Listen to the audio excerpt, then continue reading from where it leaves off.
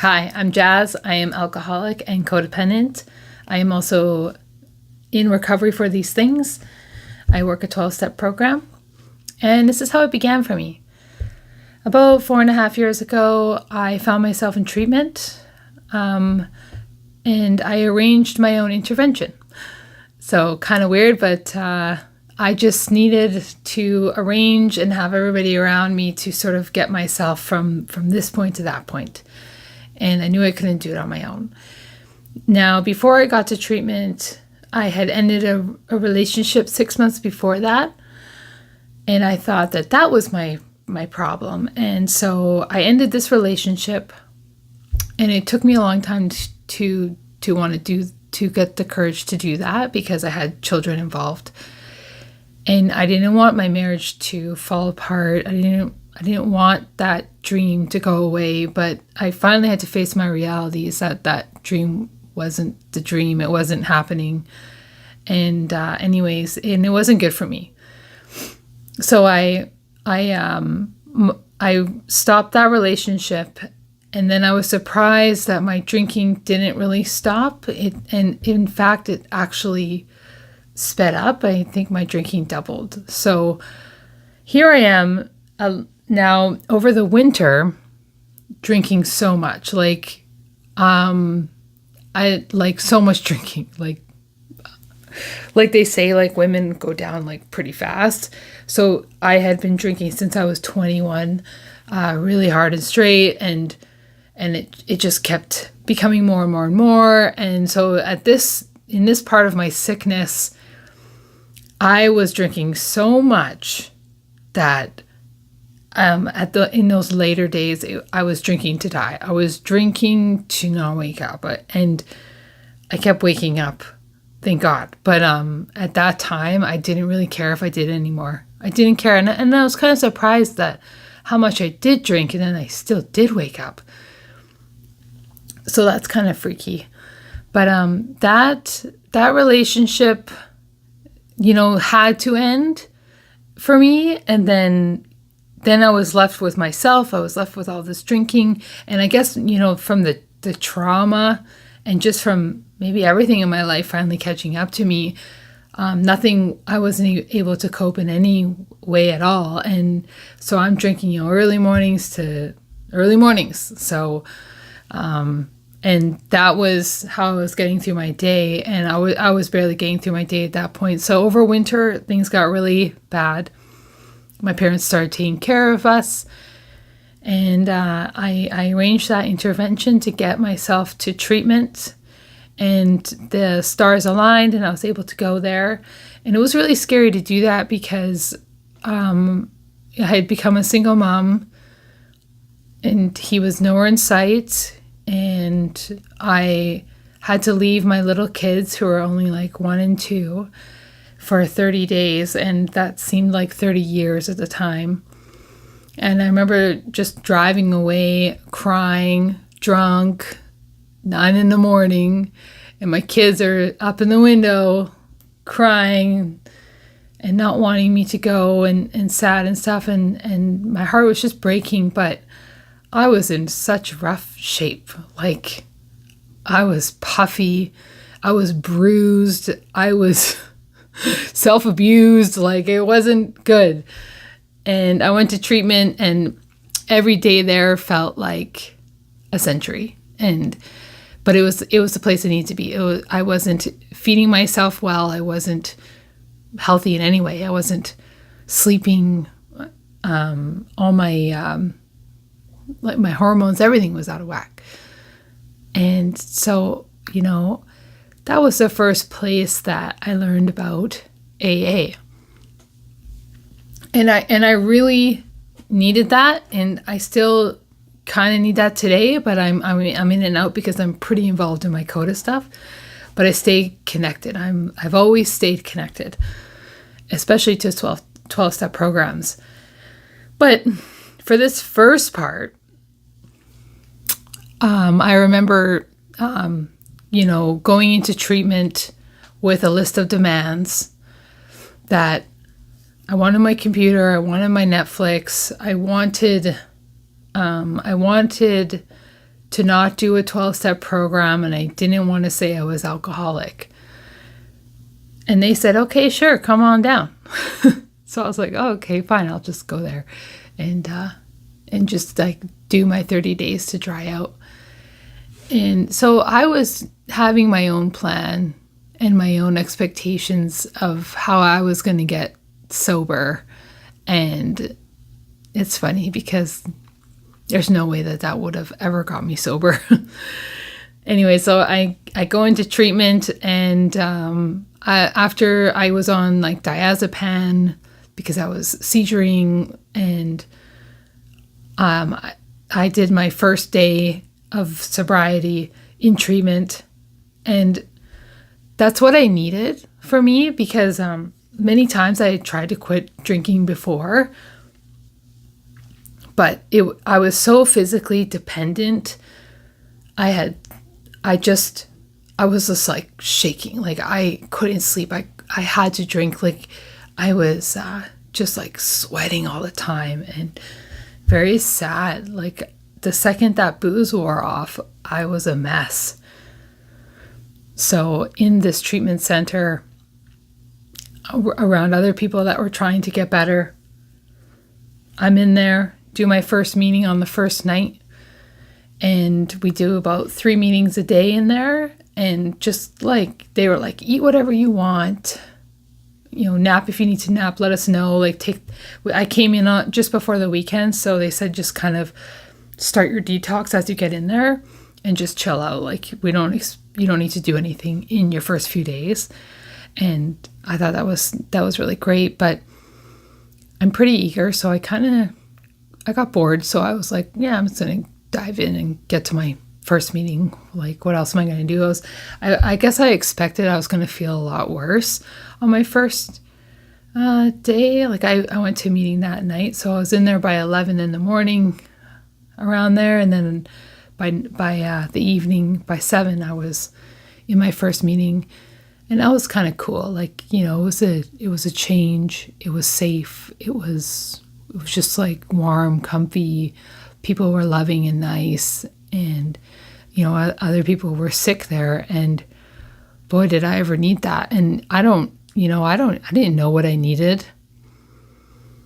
I didn't know I needed that. Like being in that kind of environment with that kind of just security and love, and just to be able to relax, like no diapers to change, no one else to feed but myself, no meal planning. Like I didn't have to, like everything was there. Like there was nothing to worry about except for me to sit down, chill out, and sit in a chair and listen to this meeting and just see what this was all about. Like see what sobriety could bring me. So I did my 30 days, and they suggested I stay a little longer, so I did. I took that suggestion, and many times actually in treatment I was going to leave, and I'm so glad I didn't. I think I just would have wasted more time because I would still be back here trying to get sober.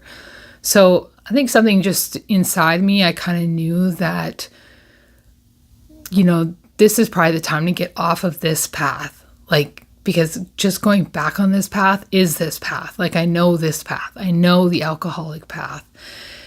So I just, tried out this other little path here of sobriety. So I did my treatment, and then I did all the suggestions that they had laid out for me.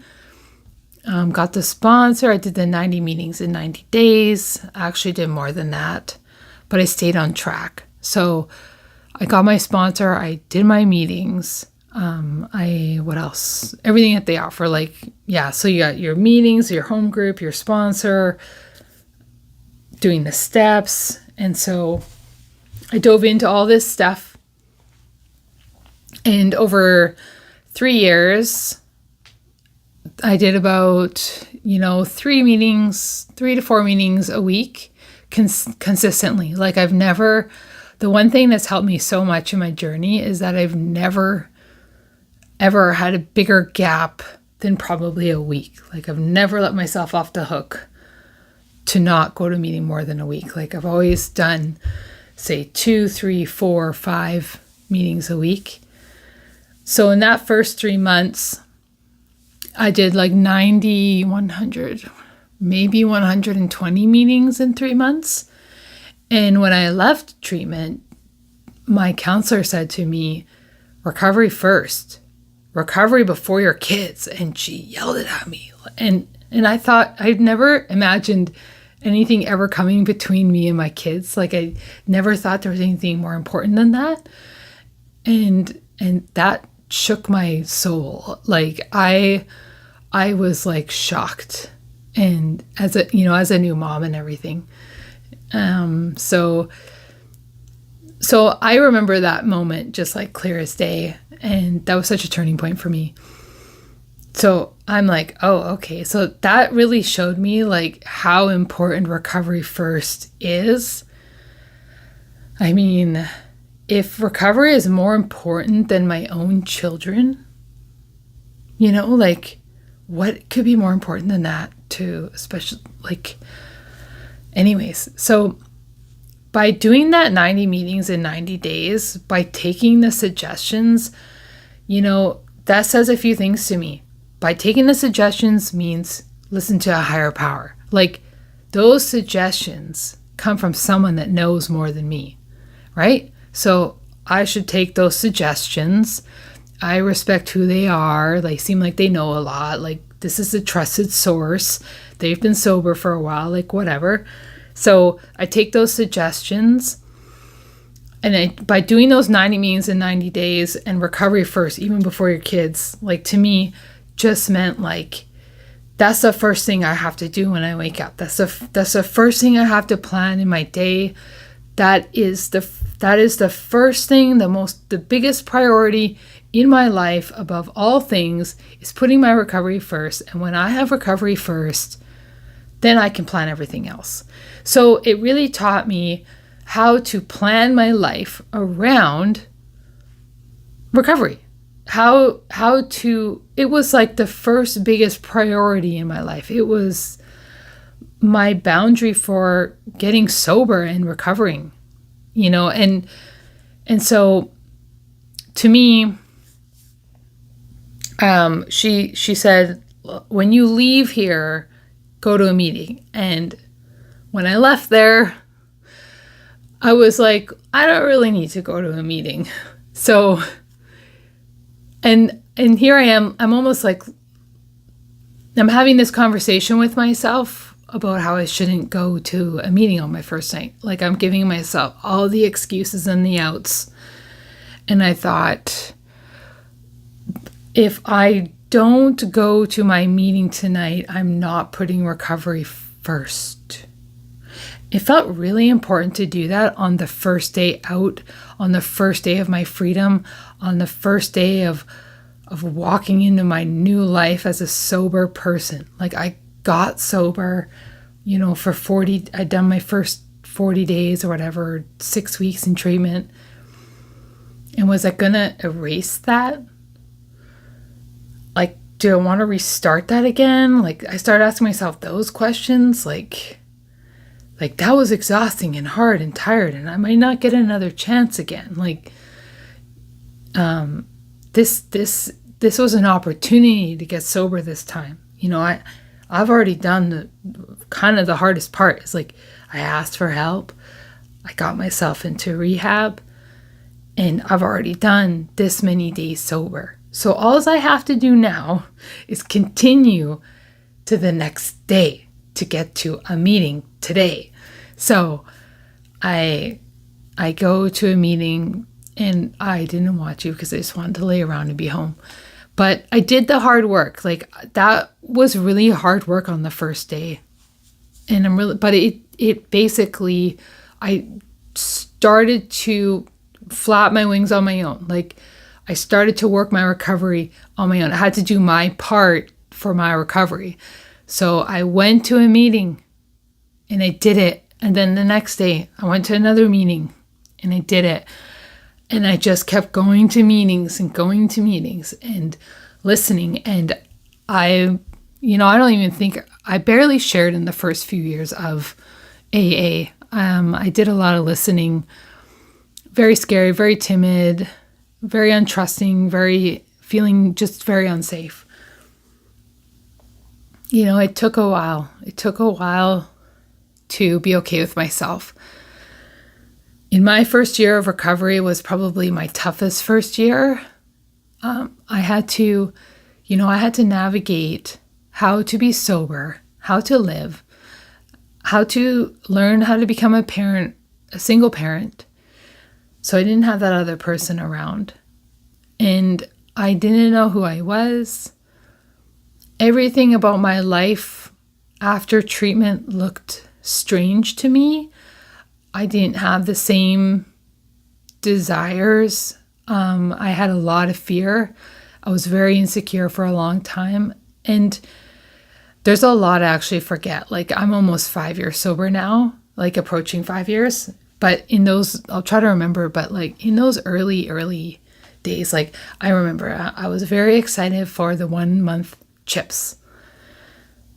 I really look forward to that.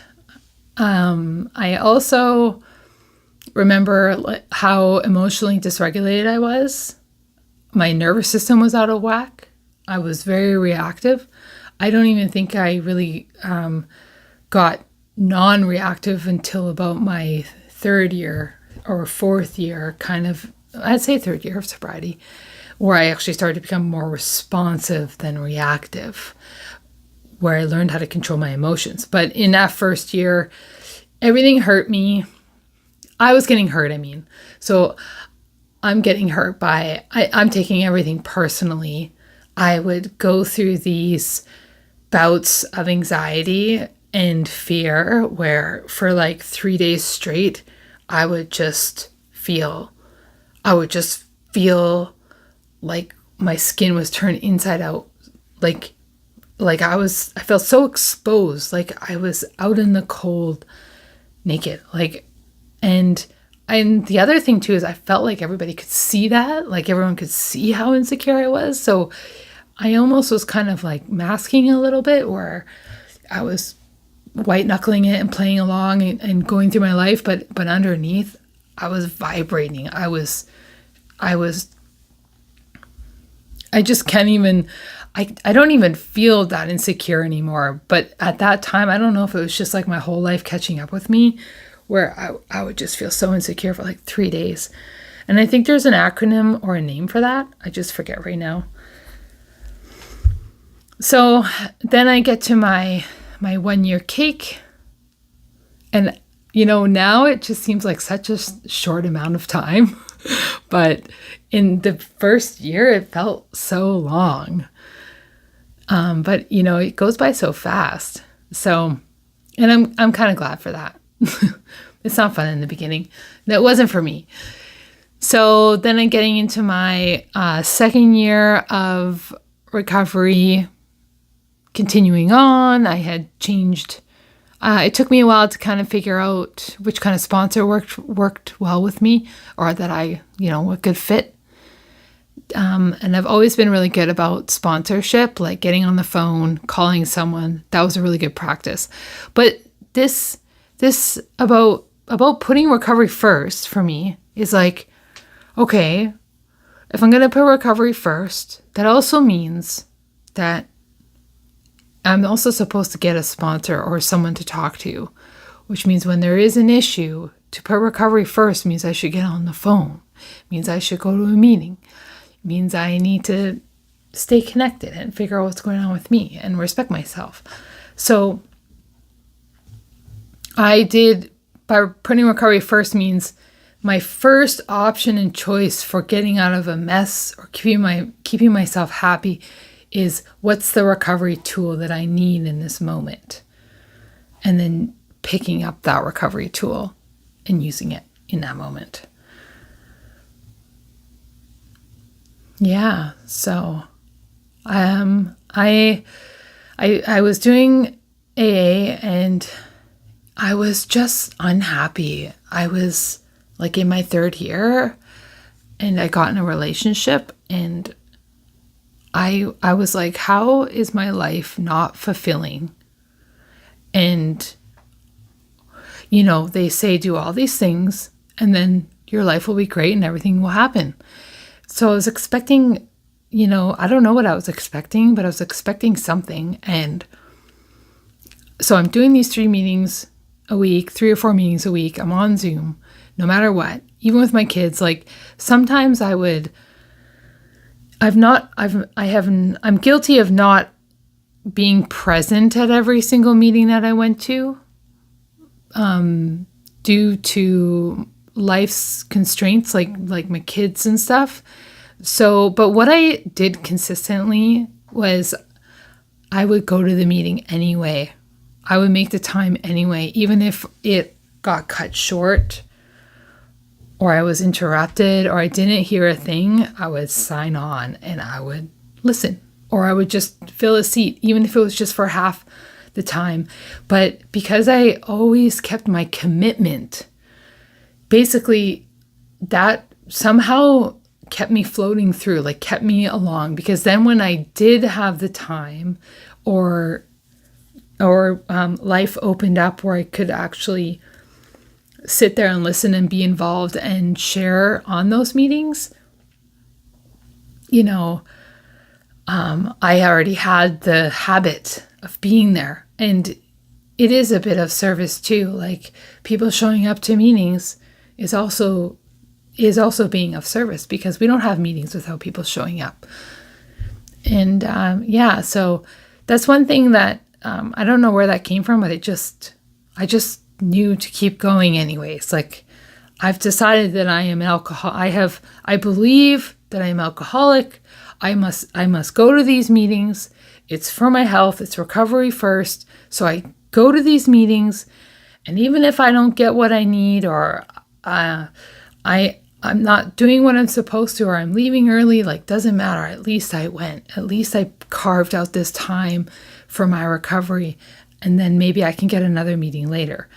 So I've just really been really good about getting to my meetings, getting on the phone. I'm doing my 12 steps, getting a home group, like all that stuff. Like I'm not a really smart person. I just apply this stuff. I listen and I put in the effort. And every time I hear something good in a meeting, like, or just something that's resonating to me, like I'm getting healed. But if I don't expose myself, if I don't show up, I'm not going to get anything at all. Like it's going to be zero. So, even just filling a seat I'm committing to myself, and I'm building my own self-esteem up because I'm showing up for myself. And the more that I work on myself and invest in myself and work on my recovery, my life, it has only gotten better since getting sober, since wanting to change, since wanting to get out of the suffering. Because I didn't want to get sober. I wanted the pain to stop. Yeah. And when I sort of like bottomed out in AA, and I wasn't happy, and I was like, I'm doing all the things, like why aren't I happy? Why isn't this great? Then I came across Coda, and Coda just blew my world up. Like I love that program. And when I was finding things were a bit vague in AA, and when I got to Coda, it was just like a huge, just so much more instruction for me. Like I just do better with more structure and with things kind of laid out, more details. And so when I got to see like all the codependent patterns, and I'm seeing all these behaviors that I'm doing, and then here's the codependent behaviors, the negative traits, and then on this other side of the piece of paper is the recovery traits. And so now I'm looking like, oh, okay, wow, it looks like I'm really codependent. So it's like I was very overwhelmed at the beginning, and this was the beginning of like the real deep emotional psychological change that was very necessary for me to do. But I feel like I found something when I came to this program, and I saw those codependent patterns and behaviors. I was doing a lot of that. No wonder my life was not as good. Like, I was sober, but I was dry drunk. I was emotional. I was dysregulated all the time. I was in no control of anything. Everything else was in control of me. So, and then as I worked that program, today I can actually look, and I'm very satisfied with how much recovery patterns I've developed, which I've just traded in, week by week, conversation by conversation, meeting by meeting, and just curving my brain, my emotions, and my behaviors from very codependent patterns to a healthy, recovering individual and mother. I can move around in this world and exist, and I don't need to control anyone. I don't need to get mad at stuff.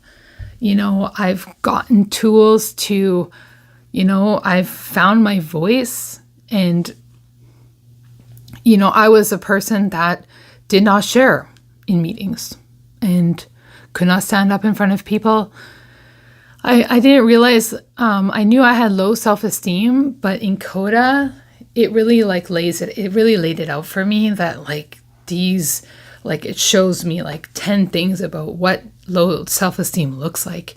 And to actually be able to see that kind of stuff and relate to it, that was life-changing. I think I would just have half the life I have today if I didn't reach Coda, because that's really done just huge changes in my life. But that can be for another day.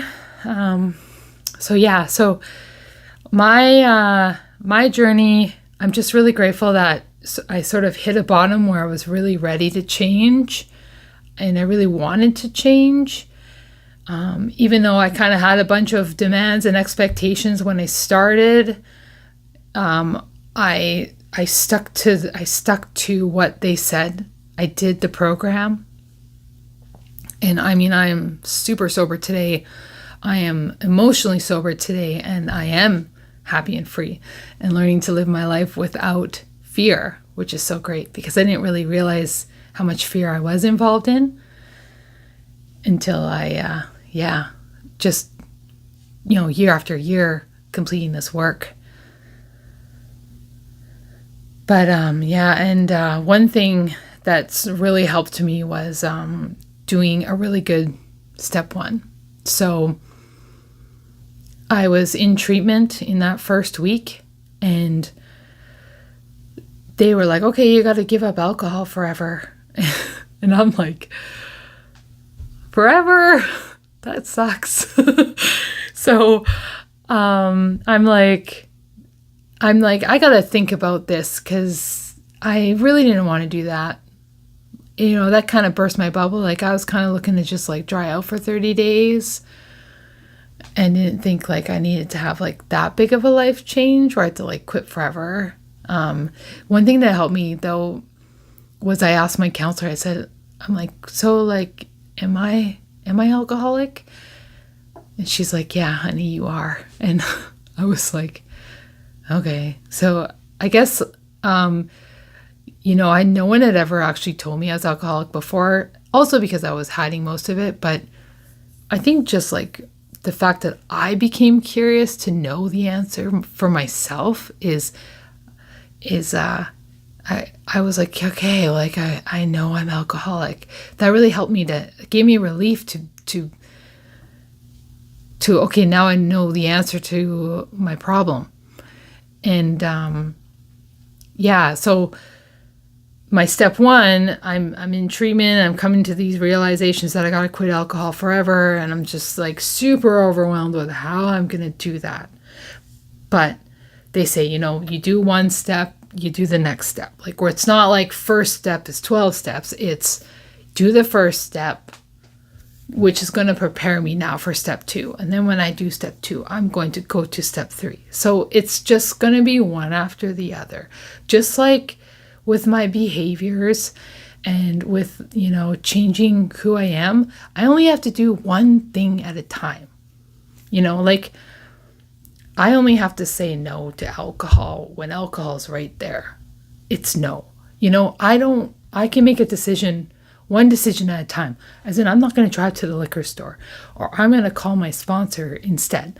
So it's one decision at a time. On really hard days, it's 1 minute at a time, 1 hour at a time. But with my step one, I really had to meditate on that for a while, because I was envisioning, basically I was playing the tape. So I was like, I know that I'm alcoholic. I know that I'm here. It looks like I'm pretty alcoholic. My counselor said I'm alcoholic. I got that confirmation from a safe person in a safe place. I could trust this. And, if I do go back out drinking, by how many times I tried to quit drinking on my own and failed, it's just going to be the same thing. So it's like I played that tape as well. It's like, okay, if I go back out drinking, it's going to be no money again. It's going to be drinking for every single day, all night. Something bad's going to happen, because I was having massive accidents, like falling down the stairs, and I looked like I got in a car accident the next day. I was blacking out all the time. Like it was very dangerous. It could have broke my neck or something, or hurt someone else. So, I kind of didn't want to go back to that last day either. So I was like, I guess I became convinced that I'm probably alcoholic. And, today I can say yeah, I'm alcoholic, and, I'm proud of it, because I am an alcoholic in recovery, and I've accomplished so much just from getting sober. But, back then it was like, okay, I'm alcoholic. So here I am envisioning this alcoholic life, or taking this straight and narrow path to sobriety. And I thought, well, if I'm going to do it, I'm going to do it right. And I'm going to do it the hard way, which I just didn't want to waste any time. I wanted to just get this over with, get sober, get done. And I just want to have every worst day behind me. And I don't want to restart the whole getting, detoxing and getting sober again and all that, because I don't think I had an opportunity to get sober this time. And I really did appreciate that. And I knew it wasn't going to be easy if I had to go down this path again. So I thought, I'm here now, so I'm going to do it. So I really meditated on that for a week in treatment before I did my step one. I really had to come to terms with that decision on my own, in my own head, in my own space, in my heart. I had to pray. I had to pray for the desire to quit. I had to pray for the strength and guidance. I had to pray, I had to just ask for help again, I wanted it to work. And yeah, I think that's it's such a key thing for my recovery. And I just kind of was like, okay, I'm going to quit drinking forever. But I had to say that to myself, okay, I'm going to quit drinking forever, and that's that. And I'm going to do everything in this program and to stay sober. And I'm going to do it, and I'm going to quit drinking forever. I had to say the step one to myself. And you know what? Doing that day has just made my recovery journey. I've been so convicted in my journey, just in all my decision making and my choices, it just really set the tone. And it just, it made it really real. I'm going to become this. I don't drink anymore. I'm sober. I am an alcoholic and I am sober. I am in recovery. My identity changed. I had to be that. I was choosing to be that now. And it might, all these things that I started in the beginning, in the first year, like doing the program, were so hard at the beginning, but today, like it's effortless. Like these things just work through me. They are me. I am this. And that doesn't take effort. Like I'm becoming me. And I never got to do that in my entire life. And I enjoy it and I like it. And I am excited about who I am. And I'm capable of doing so much more now than that person that was sick and unhealthy and needing booze to cope, or anything, like other things to cope. But yeah, I just have less of that today and way more healthy tools. And yeah, that's kind of how my recovery journey began and how I got sober. And thanks for listening.